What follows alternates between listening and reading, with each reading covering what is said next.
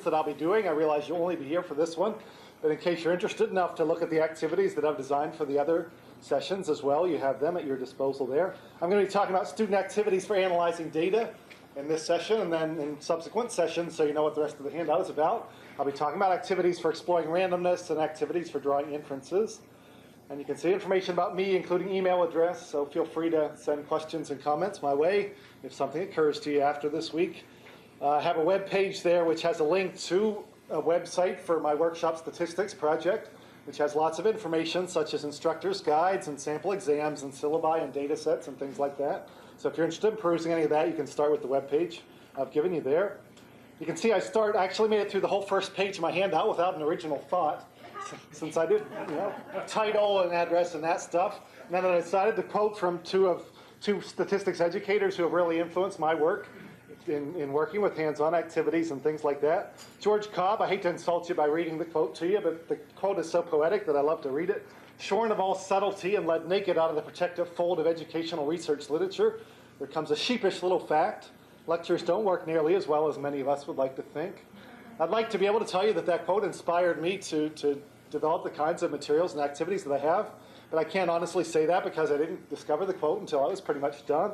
But I liked it so much that I always talk about that quote. And Joan Garfield, a little less poetic, but really getting at the heart of the matter, arguing that statistics teaching can be more effective if teachers, first of all, determine what it is they want their students to know, and then second of all, design activities designed to induce that kind of performance and knowledge that you're looking for.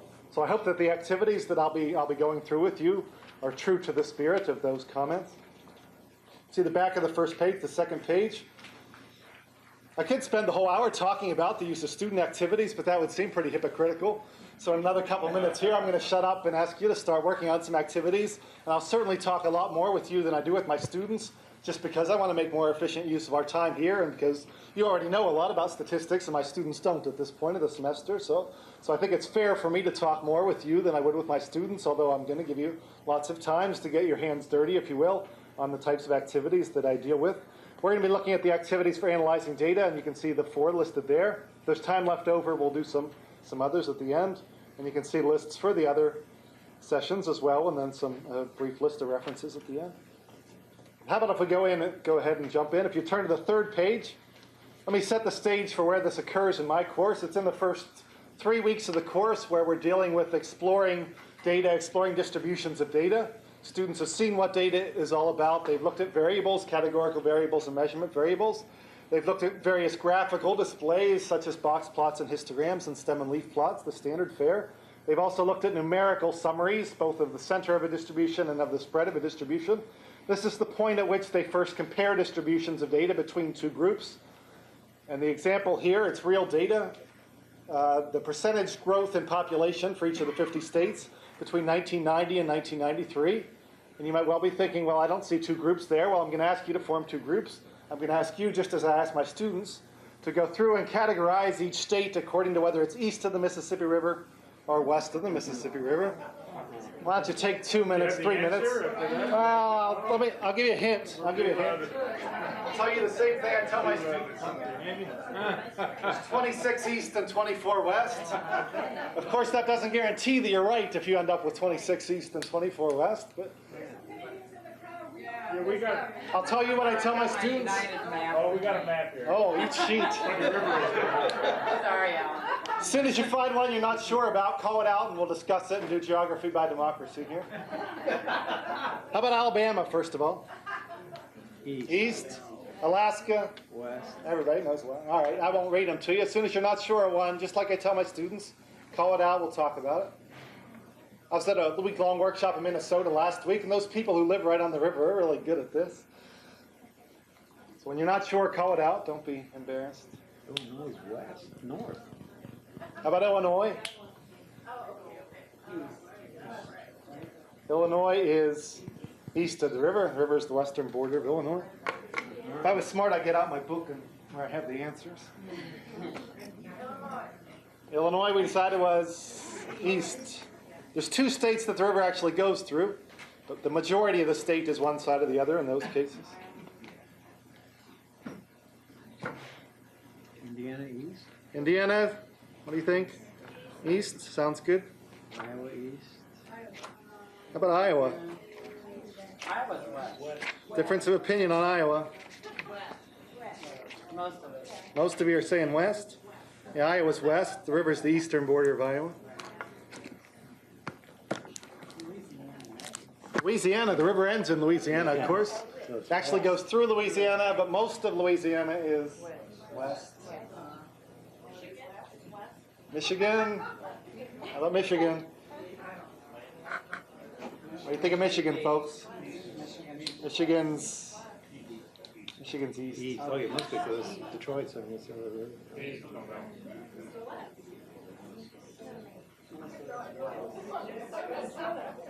What about Minnesota? Minnesota, the river starts there, it goes through Minnesota, but most of Minnesota is west. Pardon me? East. Mississippi? East. East, sounds good. Occasionally I'll glance down at the answers and make sure I'm not misleading. Minnesota, most of Minnesota is, on the side of Minnesota, west. That's good. You might well be wondering at this point why on earth you're doing this. Well, my point is certainly not that I want students to know geography, although that would certainly be nice. My real point is to try to convince students to have them understand as thoroughly as possible that data aren't just numbers. These aren't just 50 numbers on the page that we're going to do manipulations with. Data are numbers with a context collected for a purpose. So I'm trying to engage students with the data. It might not be data that inherently interests them, but by getting them to talk with each other, to debate which states are where, hopefully it engages them with the data and makes them see that these aren't just 50 naked numbers on the page, but numbers that have a context that we're going to look at with a specific question in mind. The question we're leading up to is whether eastern states or western states tended to have higher percentage growth in population in the early 90s. So we're really getting at an important statistical principle here, the idea of a tendency. What's it mean to say men are taller than women? Doesn't mean every man's taller than every woman. There's a tendency for men to be taller than women. Most men are taller than most women. If you look at measures of center, the measure of center for men is higher than that for women if you're looking at height. That's the type of statistical idea that students are supposed to get out of this activity. And also along the way, we're going to meet one important graphical display, the side-by-side stem and leaf plot, which is what's coming up in a minute here once you get these states categorized. How about Wisconsin? Wisconsin? It better be east or I'll Better be east. 24. East I'll works. get 24. Wisconsin's east. Should end up with 26 east, 24 west. If you don't get it exactly, we're not going to spend the whole hour making sure this works out, right? Just get it close. When you're done, then turn the page, please, and see what I next ask students to do, which is to take these 50 numbers, these 50 observations, and create a side-by-side stem plot with them. Makes sense if you've ever looked at a map to put the western states on the left side of the stem plot and the east on the right. And the easiest way to go about this, of course, is to take the states one at a time. Take Alabama's 3.6% change and go to the row where the stem is 3 and put a leaf of 6 on the appropriate side. So Alabama, we decided, was east or west. Alabama's east, so we'll put a leaf of 6 on the row where the stem is 2. So why don't you take a few minutes and go down the list, please, and indulge me and create the side-by-side stem plot. So Alaska's next, 8.9. Did I do that right? So Alaska's 8.9. We'll put a leaf of 9 to the left of the row where the stem is 8. And again, don't worry about getting it exactly right, but do enough that you get a sense for the general distribution on both sides of the country.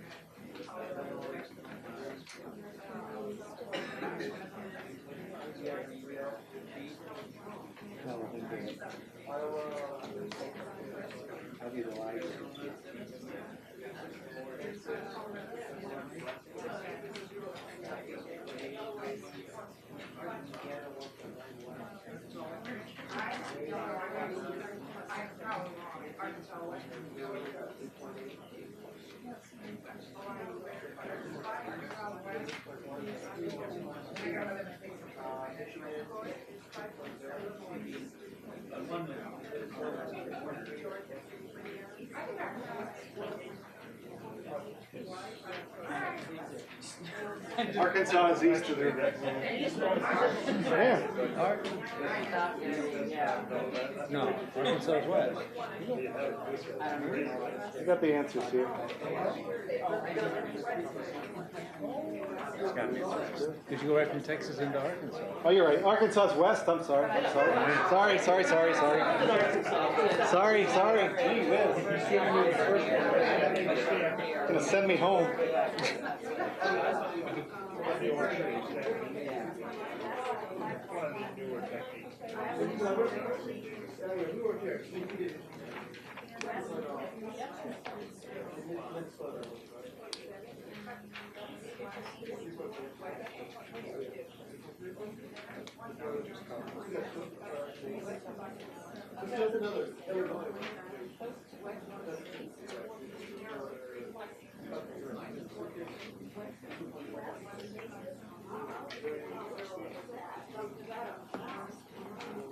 I think it's all cheap too.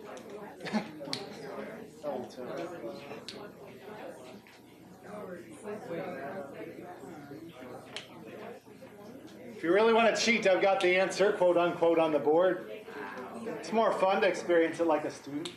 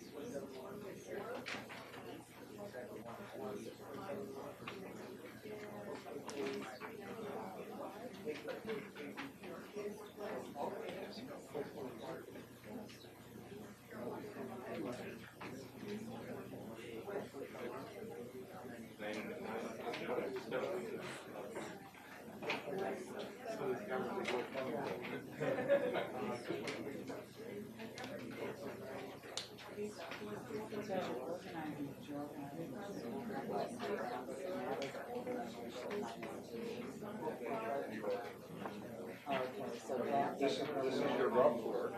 Then you go 3, 1.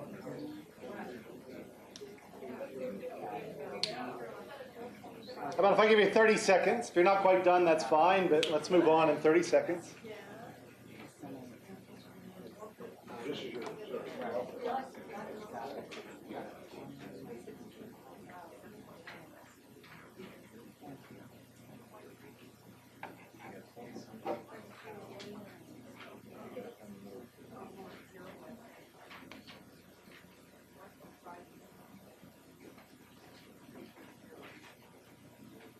Yes, ma'am.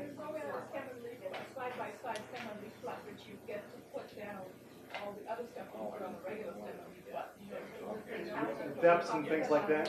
Yeah. One could. You could put it on either side. You could put it on either side. Yeah, I usually don't bother to do that. Okay, how about if I interrupt you, please, and let's talk about what you found and look at the remaining questions on the activity here. You'll notice what I ask in question C is for students to remember what they learned a couple class periods ago and calculate the median value of the percentage change in each region.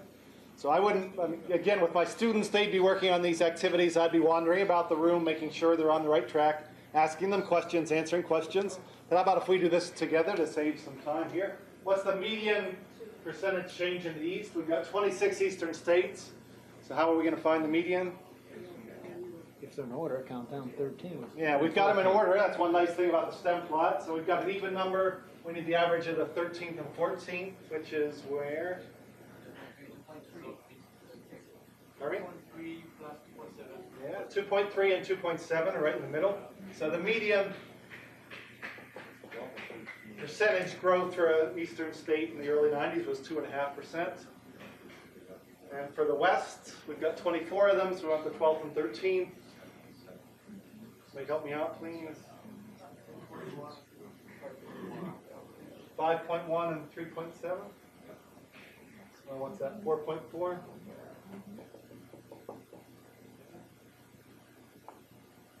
Next question. Next question is a detour again. Identify your home state and comment on where it fits into the distribution. It certainly doesn't get at what I said was the idea here of looking at the idea of a tendency, comparing the two distributions. But again, I'm trying to get the students to stop and reflect and think about these not just as 50 numbers, but as data, and to personally identify with it. So if you're from Nevada and you see that your state by far had the biggest percentage growth of any state in the early 90s, then that's worth looking at and commenting on. If you're from Connecticut and you only had, you actually lost population in the early 90s, that's worth commenting on. Trying to get, pardon me? They went to Nevada. They went to Nevada. Could be, could be. Better there's gambling in Connecticut though, so that's not the reason. That's true. So again, the point of D seems a little beside the point, but the point again is to try to get students to personally identify with the data, to care about the analysis, to see these not just as 50 naked numbers. Finally, in E, we start to get at the real issue here. Does one region tend to have higher percentage changes than the other? What do you think, just looking at the shape of the distribution? Yeah, the West tended to have higher percentage changes in the early 90s in terms of population growth than the East did. So I look for students to say that and to write a sentence or two about it. How about question F then? Is it the case that every region, every state from the West had a higher percentage change in population than every state from the East? Certainly not. We can find lots and lots and lots of pairs where the Eastern state had a higher percentage change than the Western state. Take whichever one had the 6.8 and you've got your choice of lots and lots of Western states to pair it up with, and that's an example that bucks the trend. So trying to convince students, or have students discover, if you will, that statistical tendencies aren't hard and fast rules that hold in each case. They hold most of the time. They hold on the average. Throw out your favorite buzzwords to describe the situation there. Another way of thinking about it is what question G tries to get at. If you were to randomly pick a Western state, randomly pick an Eastern state, which would you expect to have the higher percentage change? You wouldn't be guaranteed, but most of the pairs would have the Western state with the higher percentage change. So the point of the activity is pretty much threefold. One, just to give students some real data and engage them in it, to get them to care about it, to talk about it with each other. More importantly, to introduce a specific technique of side-by-side stem plots that are efficient and widely used. And perhaps more importantly still, to start to lay the foundation for this concept of a statistical tendency that comes up over and over and over again when studying statistics. And I just went through this with you in probably 3 times the speed that my students would go through it. But again, they would be working on these questions, talking with each other, just as you did. I, as the instructor, see my role as walking around the room, looking over shoulders, being proactive, not waiting for them to ask me questions, but going up to them and saying, why did you say what you said to E? Why did you say the West tended to have higher percentage change than the East? Explain it to me. And confronting students with that kind of relationship. Questions, comments on the... Yeah, how big is your class? I'm lucky. My class is limited to 24 students. And we meet all the time in a computer classroom, so when we need the computer, it's always right there. When we don't like with this activity, then we just ignore it, just as we've just ignored it. Only have 12 computers, so students pair up, but that's almost an advantage in that it gets them talking to each other necessarily. Yeah. Do you specifically have the computer lab aside from the classroom session? Pardon me? Do you specifically have a separate computer lab, staff computer lab, aside from the statistical class? No. The lab is available to them outside of class in the evenings and things like that. And it's almost exclusively a residential college, so that's pretty convenient for them. But all the class meetings are held in a computer-equipped classroom. So when we need the machines, we have them. When we don't, we just ignore them. What would you say is the advantage of doing this exercise in class as opposed to having them do it on their own at home? That's a good question. Just the fact that I have some control over it. I make sure they have access to the right answers. I make sure they have a chance to ask questions of me. I think it would be useful for homework also, but I think there's an advantage to taking class time to do this kind of thing. What states are East and West? Yeah, that might be not the best use of class time, but it does get them talking to each other and thinking about the data. How much would you talk about, statistical tendencies when you're doing? Would you just have them answer this question, kind of discover for themselves, or would you direct them? I do that, and right, exactly. I talk more at the end. My goal is to have them engage in activities that introduce the idea before I talk about the idea. So that hopefully they've confronted the questions themselves, maybe come to some conclusions, maybe not, but if they've thought about the issues themselves before I talk about it, I feel they're better able to connect with what I have to say about it. Do you have a sense of how many of your students have their own computers? Lots of them, probably more than half do, but I doubt if more than, very few have Minitab and access to Minitab outside of the computer-equipped classroom. So most of the time when they're using the computers, it's during class time and they come back to the same room in the evening. Primarily probably PCs that Excel, right? Yeah. I happen to be in a Mac classroom, but that's not a big deal, of course. Huh? Do you give a lot of the students ahead of time so that they can really wait before they come to They can if they want to. It's a whole book of activities, and they purchase the book ahead of time. And I used to worry, and sometimes people ask me, there is scattered through the book exposition that explains what they were supposed to have learned, as well as the activities. So sometimes I get asked, well, do you worry that students will read ahead and learn what they're supposed to learn on their own? And for a while I worried about that, and then it occurred to me, if that's my worst problem, that students are reading ahead and learning before I want them to, then I've got other things to worry about. Two questions. You mentioned the book that you get. Is that book you wrote or the book that's available? And secondly, do you make use of the chance database? I don't make use of the chance database as much as I could or should, and it's certainly an excellent resource. Yeah, the book I'm talking about is Workshop Statistics, which I wrote and is available. How about if we go on to the second activity?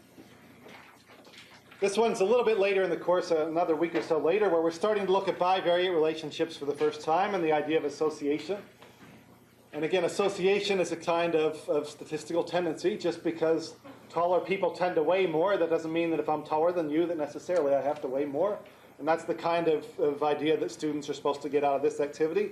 As long as, again, the mundane, if you will, graphical display of a scatter plot, very useful little graphical display for displaying the relationship between two variables. These are data that we'll collect on ourselves this time. I've given you a list of the point value of letters in the Scrabble game. And what I'm going to ask each of you to do is figure out how many letters are in your last name and what's the Scrabble point value of your last name, calculated by figuring the number of points per letter and then adding them up over the number of letters in your name. Couldn't say that very well, but I think you understand what it means. So my name, Rossman, has 7 letters. They're all boring little 1-point letters except the M, which is worth 3, so I've got 7 letters and 9 points.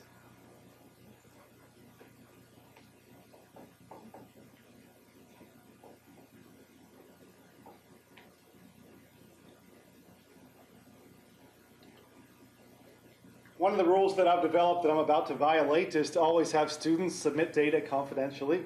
So even the most innocuous question, I've had very embarrassing moments when it turned out that a student, for very good reasons, didn't want to admit to the class what his or her values on that variable were. So having said that, though, I'm about to violate this, and I hope no one's embarrassed to report the number of letters or the number of Scrabble points in the name. Why did I write 3?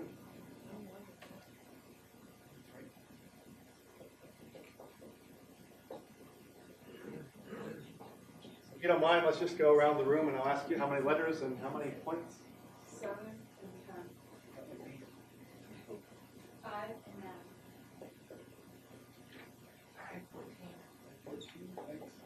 6, 8. 6 and 9. 8, 12. 10, 29. 10 and 29, thank you. 9 and 17. 9 and 17. Is there a prize? First one out the door to lunch. Well, Yes. 6, 7. Thanks.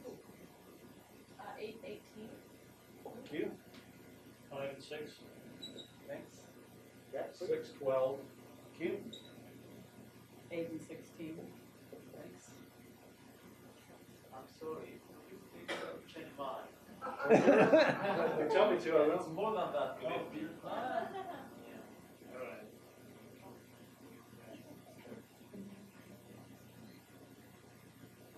15. So I have to go back there because I have repeat. So Okay. Just have it Why don't on. you get back to us? I'm really wrong. 6 and 6. Thanks. 10 and 19.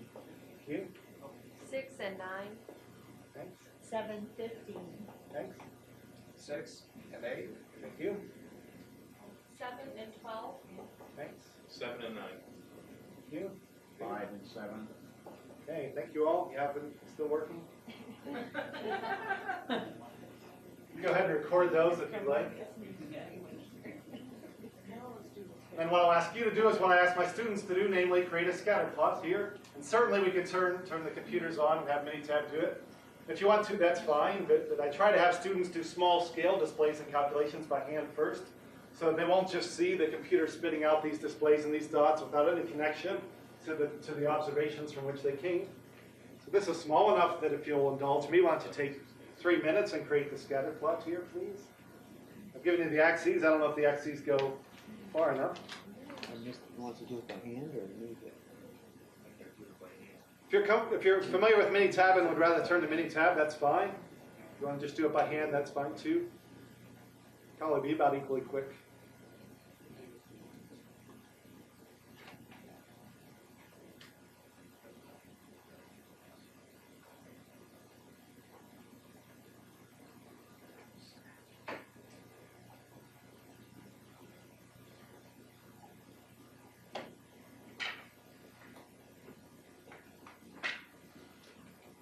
It was 35.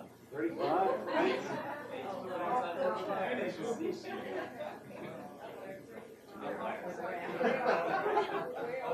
That's not even a double or triple word score.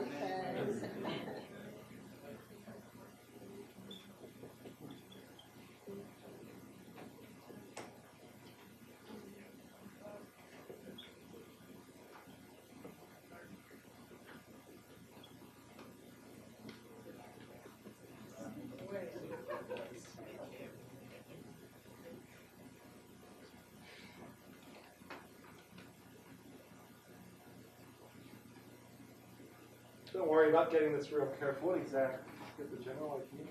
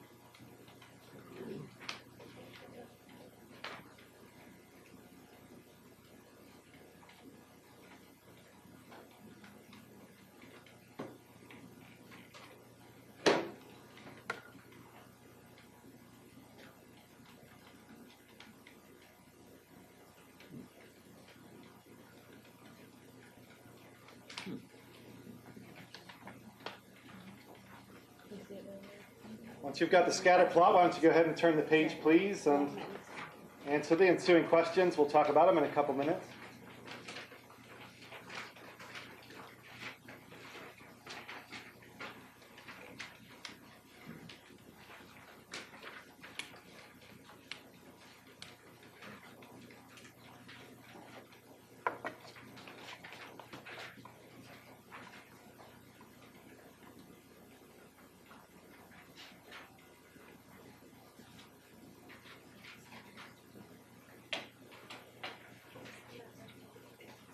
Answer the questions out.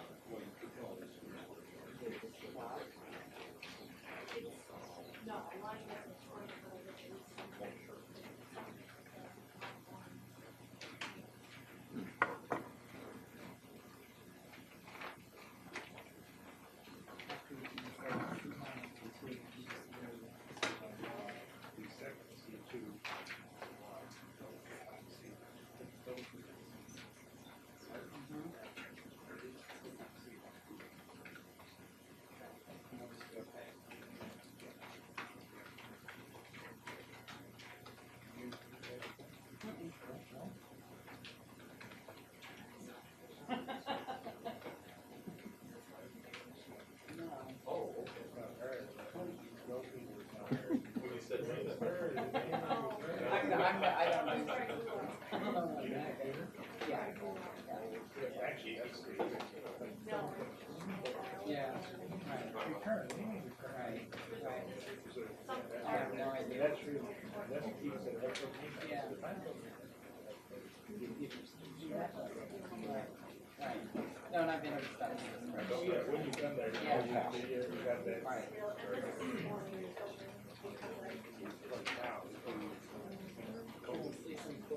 Yeah, I'll.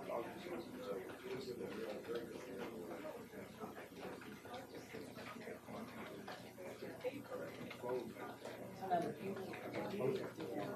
beauty of doing this kind of stuff, like to be able to see this kind of visuals, different ways of visualizing data.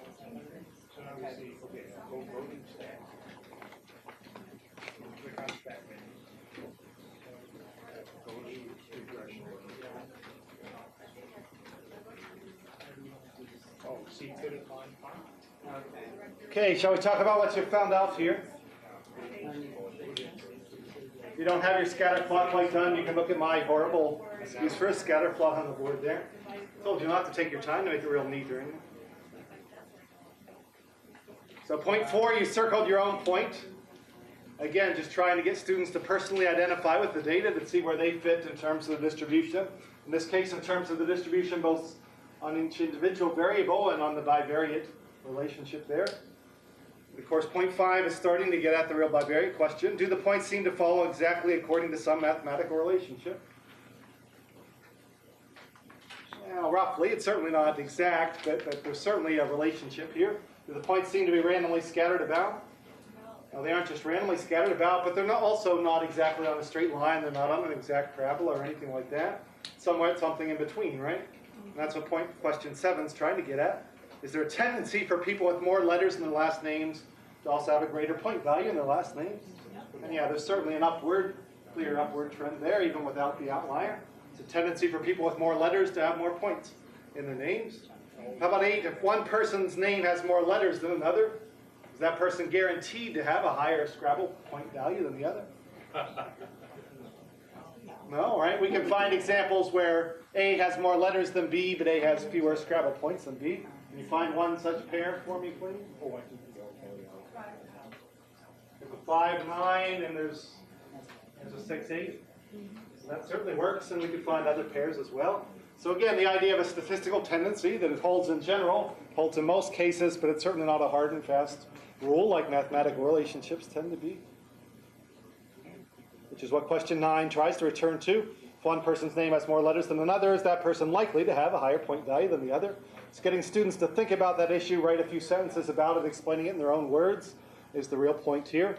Along again with the specific technique of the scatter plot for displaying two variables simultaneously and the relationship between them. It seems like a number is 5 and 6, though. Using the words exactly and completely guarantees a no answer. Yeah, that's true. Which is it's sort of what I'm looking for, that there is some ambiguity and some fuzziness here. Perhaps I do nothing more than condition students that when they see such words, they answer no. I hope that's not the case. Questions, comments here? When you do these classrooms with these activities in your classroom, do you do as you do with us, sum together? And I try to, yeah. Like get the data? Exactly. Yeah. Certainly data collection, we do much like that, except I gather it on sheets of paper to protect their anonymity. I try to hold wrap-up discussions like I've done with you. That's a little more difficult because they move at such different paces. And I don't want to hinder the students who are moving more slowly.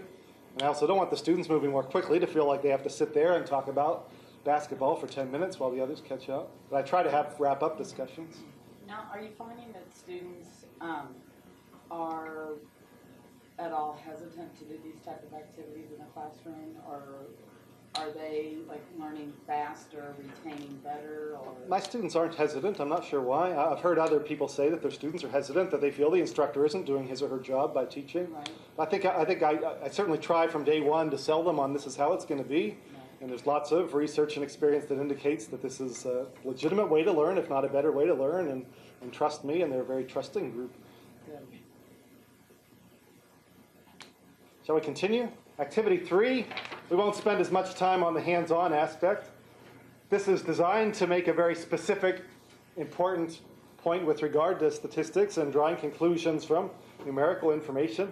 Real data again, somewhat unusual data taken from the World Almanac. For these 22 countries, what you see listed before you is the life expectancy for the country and the number of people per television set in the country. Kind of a strange variable. Think about that for a minute. People per television set. I'm going to try to get Minitab to help out with this. So I hear it click. It does take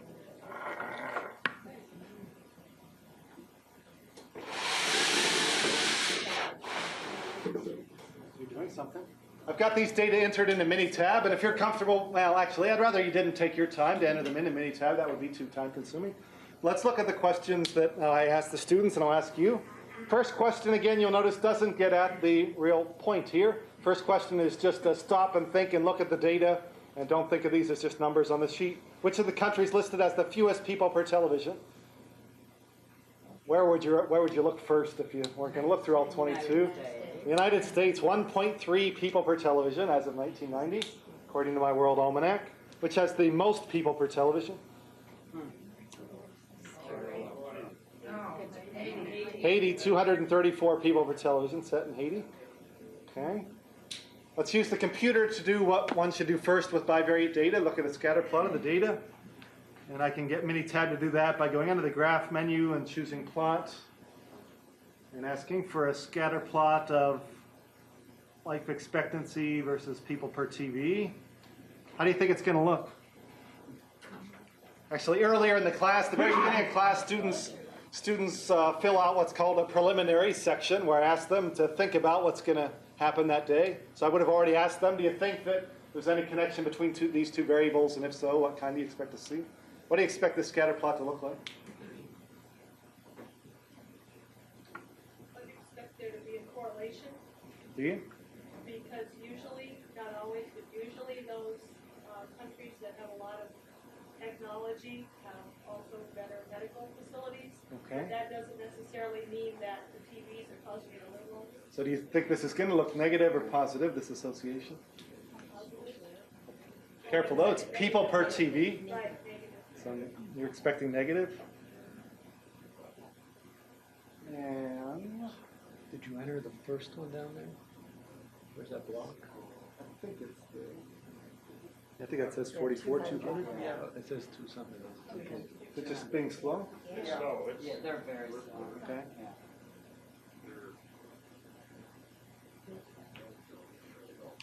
Sure enough, it looks pretty negative. Certainly not linear, but that there's a clear association here. Just as you said, countries that have many people per TV, i.e. low technology, tend to have lower life expectancies. Places that have few people per TV tend to have higher life expectancies. So that's what students are to answer in the next couple of questions. We skip down to, well, B, ask them to explain the relationship that they see in the scatter plot. Skipping down to D, since the association is so strongly negative, one might conclude that sending TVs to countries with low life expectancies would cause inhabitants to live longer. And you know that's ridiculous. My students know that's ridiculous, and they're very quick to tell me so, and to write a few sentences explaining why it's ridiculous. So the point, of course, is a very specific one. The correlation is different than causation. But just because two variables are strongly associated or strongly correlated does not, by any stretch of the imagination, mean that one can infer a cause and effect relationship. But instead of me writing that on the board, instead of me telling students that, I used to even use the mathematical symbol and say correlation does not imply causation. Who knows if they had any idea what I was saying? My hope is that by discovering this quote-unquote for themselves in a very rigged setting, real data but a ridiculous setting nevertheless, my hope is that they'll better remember the principle and understand the principle and be cautious about not misapplying it when they analyze data for themselves or read about other people's analysis of data for themselves. Also gives me an opportunity to introduce the idea of a confounding variable and ask them to come up with explanations for variables that are really behind the cause and effect here, that are confounded with both life expectancy and people per TV. And they're very good at pointing out the types of things you mentioned, level of technology in the country, general level of sophistication and quality of life in the country, and things like that affect both life expectancy and people per TV. Huh? Do you ask them to guess at what the value of R would be for there and pull it out? Often I do. I think in this case maybe I didn't, but it's certainly a good idea. Yeah. This isn't the best example to deal with correlation coefficient at all, since it's such a nonlinear relationship. So what I really have in mind is just the nature of the association, and that association is different than causation with this one. Questions, comments? So this was, I think of this as an activity in that students are answering questions and doing analysis and trying to discover principles for themselves.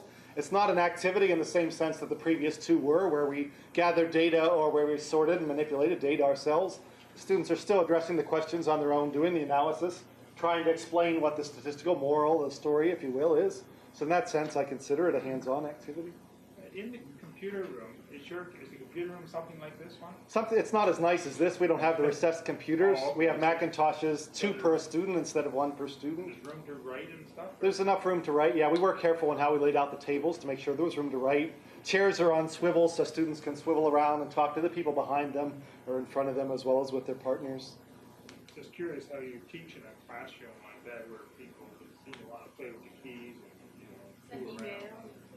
Exactly. To each other. They do a pretty good job of staying on task. Certainly not always, but playing games and sending email is not much of a problem. Well, actually, that's an advantage there of not having the recessed monitors, because it's very easy for me to stand in the back of the room and see what's on everyone's screen. And they realize the class time is when you learn the stuff, and they're smart enough to take advantage of that. Most of them. Certainly there's exceptions. One tangible benefit of this change in pedagogy is that students come to class much more often. Attendance is much better because they realize you've got to be there to do the activities. It's your chance to ask questions and get immediate feedback.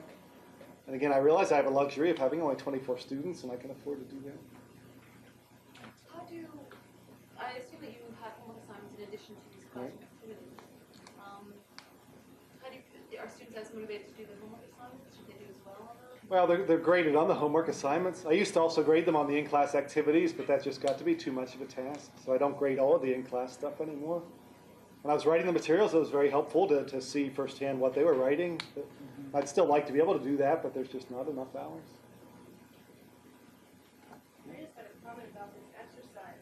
I really like this. I think this is so important because it has so many applications, not just to statistics, but to many different things. Because how many times do you turn on the news and they automatically assume that there's a correlation, there's got to be a causation.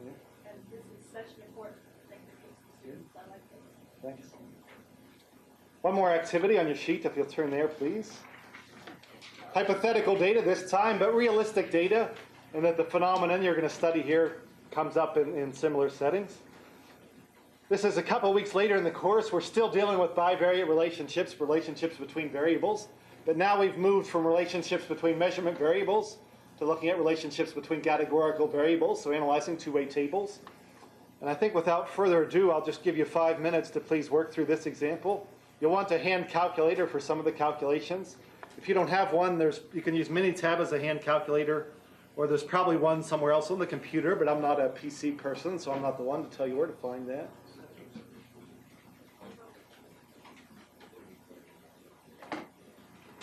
If you want to get into Minitab, you need to go into the mathematics folder. Is that what they're called on PCs?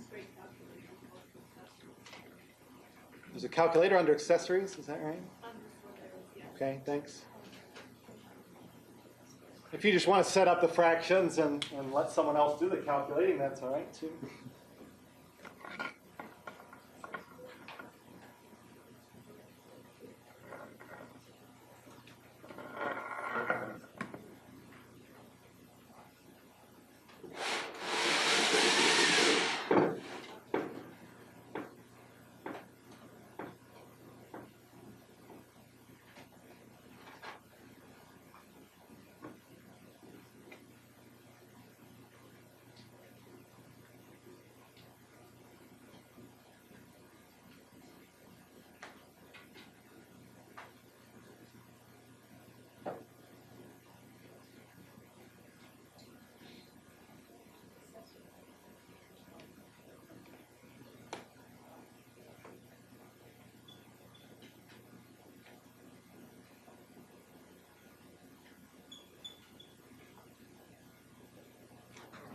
Calculator, or you using the Minitab? Oh. Yeah, I'll do is a division, isn't it? So far.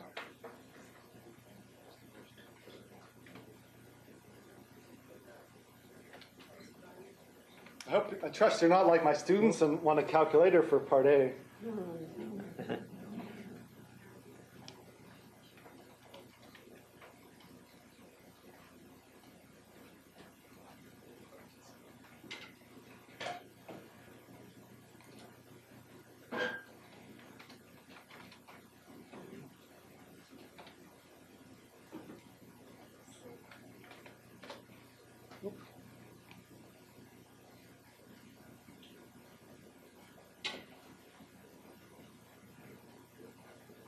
Okay.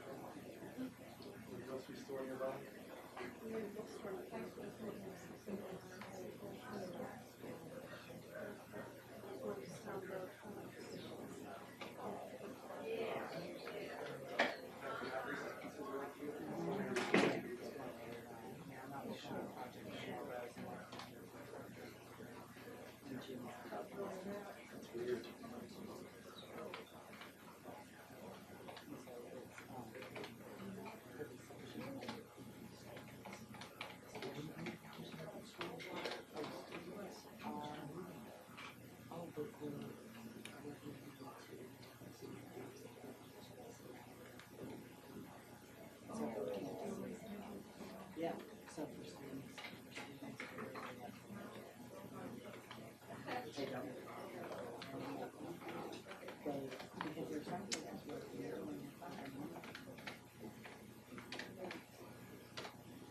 So, well, that's what most do. So, like a few students are.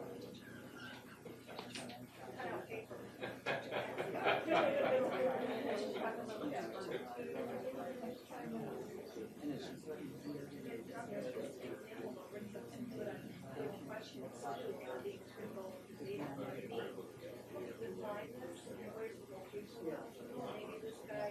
because we had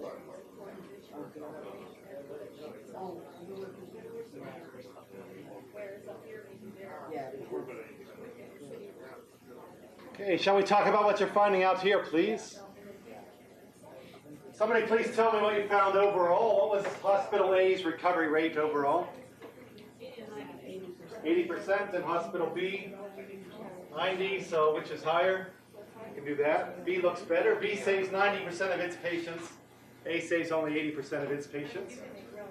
When we break it down according to whether patients were in good or poor condition to begin with, first of all, I hope you checked my arithmetic and made sure I wasn't pulling one over on you. 590 plus 210 does in fact give you 800, and so on with the other four cells. So for those in good condition, Hospital A saved what percent? 98, and B 97 or so. So A is a little bit better. They're both awfully good. If you come in good condition, great chance you'll survive. But A does a little better than B. How about those in poor condition? A has, and B has. A does better there too. So of course the natural question is what's asked in E. How in the world do you explain this? How does it happen that B does better overall? And when we break it into two categories, A does better within each category. Yeah, exactly. Everyone hear that? Believe that? The key is that A treats more patients in poor condition. If you look at the raw numbers, which aren't on the board here, A has 400 poor condition patients, B has only 100 poor condition patients. That by itself doesn't explain anything, of course, until you couple it with the obvious fact that those in poor condition survive less often than those in good condition. Of course, this is the phenomenon known as Simpsons Paradox, that the direction of the proportions can reverse when you break it down into further subcategories. And I like this example as a motivating, as an introductory example, because one of the two conditions is transparent here. Simpsons Paradox, I tell students, always involves two different things going on. But here, one of them is obvious. The obvious one is that those in poor conditions survive less often. That's natural to anyone, just about. So all you have to see from the data, all you have to garner from the data, is the fact that A treats so many more in poor condition than hospital B does. So when you do the weighted average, then it turns out the way it does. I used to start with the famous Berkeley data. Are you familiar with that? The data from the mid-70s when the University of California, Berkeley, was charged with sex discrimination in its graduate admissions. Because if you look at the acceptance rate for male applicants, it was about 45%, and for female was about 31%. When you break it down program by program, they're very equitable within each program.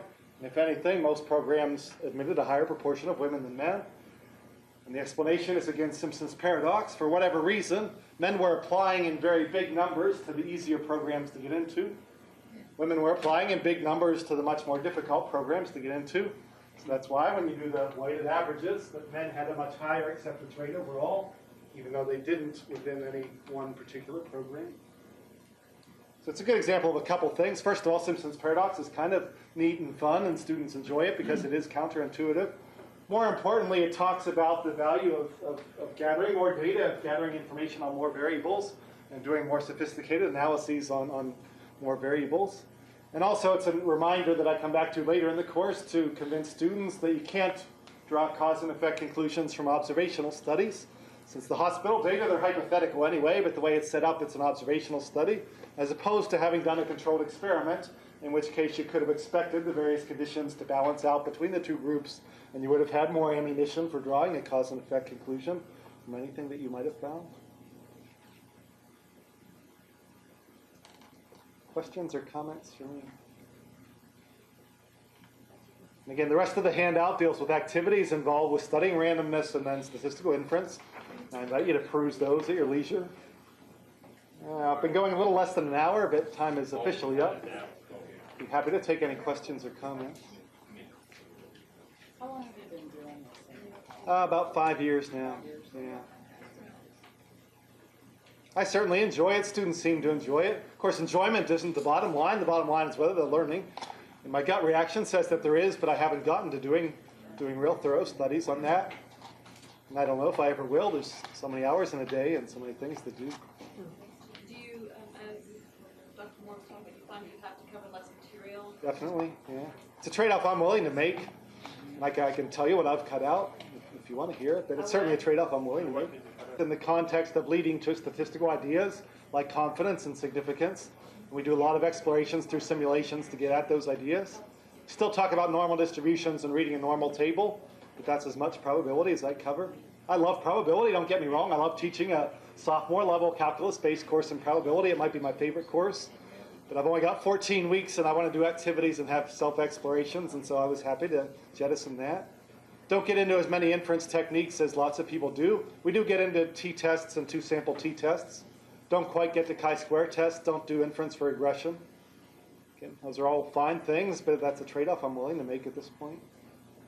At this point, though, are you getting through all 21 activities? I get through all 25 activities, all 25 topics in the book, yeah. I do inference for population proportions first pretty thoroughly, and then at the end get to t-tests and t-intervals for means and comparing two means. But I do get through that. You have them working in pairs. They naturally work in pairs because there's two per computer here. I don't discourage them working with bigger groups, but they tend to congregate in pairs. I found it just now that I was having trouble concentrating on the very simple math because of the noise in the room. Yeah. Is that I mean, it's like, 100, 30 out of 100 is enough. There's so much noise now. It's having trouble. Is the discussion very loud? It's not as loud as this for some reason, just because they aren't as engaged and as friendly and talkative. And students certainly haven't complained about that. I don't know if they're better at tuning out extraneous noise than we are or what. Am I the only one that had that problem? Anyone else have noticed that? Difficulty concentrating with the noise? Thank you. I didn't hear you. Start. Let's put the background going on. Other questions or comments I could feel? All right, your homework assignments done in groups or is it all individual? It's handed in individually. I encourage them to work in groups, but I grade it individually. I tell them to please write it up in your own words.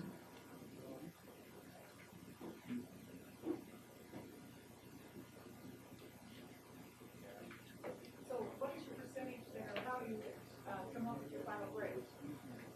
What percentage? Somewhat traditionally, I give 3 exams, and each exam counts 30%, and the homework altogether counts 10%. Do they do the exams?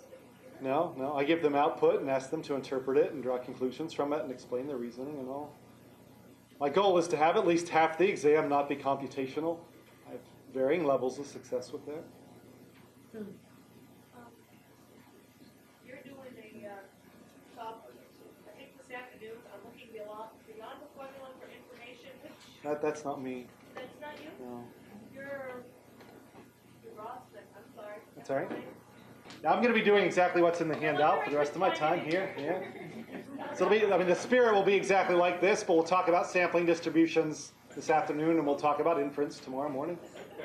And with them, with your students, with the computer, like in the classroom, do you anticipate in the next few years, are you going to have them turn in these classroom assignments or homework assignments on like email, or are you anticipating any of that? I haven't anticipated it yet, but that might come to pass. Yeah, I've had a fair amount of resistance to non-computational type questions. If you could share some on that, you mentioned maybe mixed results with that. I have mixed results in terms of my own ability to write good exams that aren't computational. I try to ask lots of questions, like in the inference portions, do the usual confidence interval in A and interpret it and explain how it relates to the context of the study. But then question B might be, if the sample size had been 4 times larger without doing the calculation, tell me how the interval would have changed. Or if the population of interest had been all Pennsylvanians instead of all Americans, tell me how the interval would have changed or not, and explain your reasoning. So I try to ask questions like that build on the computations, but the one can do in principle without being able to do the computations at all. Lots of explain and interpret, and what recommendation would you give the researcher who had brought you these data to begin with? Questions like that. Does your course involve any certification with respect to computer techniques and skills? Certification, nothing formal. Examination or requirement working back, does their grade imply that they are computer literate for statistics? Probably not. They don't do the exams on the computer. So if one understood all the ideas, could do the calculations, could interpret and explain well without being able to use the computer to do statistics, one could probably, in principle, succeed, but I don't think that happens. I think it's the ones who are keeping up with the homework, who are able to use the technology well, who do well in the course anyway. Do they get instruction elsewhere in other courses with respect to computer skills? Throughout the curriculum, they're using the computer almost in every course. In many courses just for word processing, but for spreadsheet applications in many courses, statistical analysis package in some courses.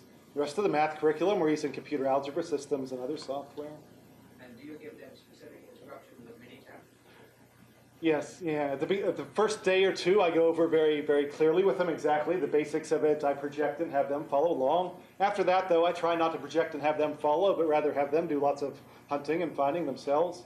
What I do is at the beginning of class, I'll write on the board what they have to know for that day. The first time they use a scatter plot, I just do this to tell them that you can find scatter plot in the graph menu and you can figure out the rest from there, and that's as much as I say. And then as I walk around, the ones who are having trouble, I obviously give them the help. Students are pretty good, I've found, at using the mouse and hunting and finding things.